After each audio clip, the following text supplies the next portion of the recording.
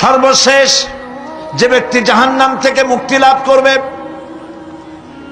তাকে আল্লাহ পাক বলবেন, ফেরেশতাদেরকে বলবেন, ও আমার ফেরেশতারা, আমার এই বান্দাকে জান্নাত এবং জাহান্নামের মাঝখানে রেখে দাও। জান্নাত এবং জাহান্নামের মাঝখানে লোকটি যখন থাকার জায়গা পাবে, সে জান্নাতের দিকে তাকায়া দেখবে আর কাঁদতে থাকবে। আল্লাহ পাক জিজ্ঞেস করবেন, বান্দারে, যুগের পর যুগ ধরে জাহান্নামে কেঁদেছ, আমি রব্বুল আলামিন জাহান্নাম মাফ করে দিয়া জান্নাত জাহান্নামের মাঝখানে রেখে দিয়েছি, আযাব থেকে তো বেঁচে গেছো, এখন কান্দো কেন? লোকটি বলবে, রব্বুল আলামিন কান্দি এই কারণে, জাহান্নাম থেকে মাফ করেছো, তোমার শুকরিয়া আদায় করি।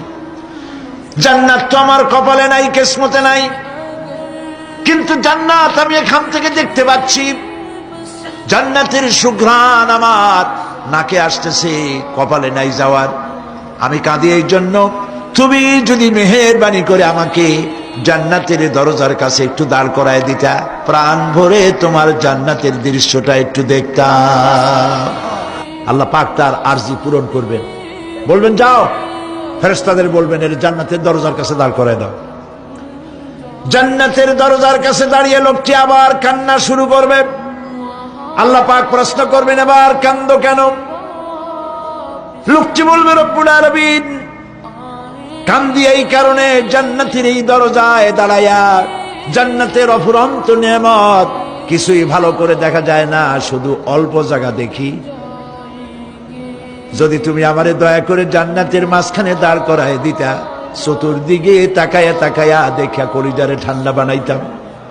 তবে আমি ওয়াদা করি, জান্নাতের কোন নাজ নেয়ামত, কোন ফল আমি খাবো না, ধরবো না, ছুঁইব না।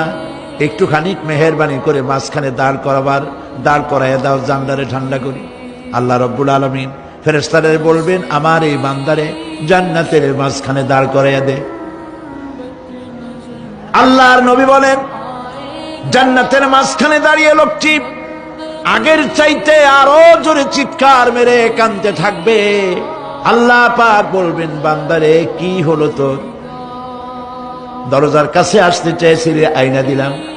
আবার এবার মাঝখানে আসতে চাইছো, তাও এনে দিয়েছি, আবার কান্দো কেন? লোকটি বলবে, রব্বুল আলামিন এবার কান্দি এই জন্যে, তুমি যখন দয়া করে একটিবার জান্নাতের মাঝখানে এনে আমাকে দাঁড় করায় দিয়েছো, তুমি রহমান রহিম গফুরুর রহিম, এই জান্নাত থেকে আবার আর বাইর করে দিও না। আল্লাহ রাব্বুল আলামিন বলবেন, ও আমার বান্দারে, আমার এই জান্নাত তোর খুব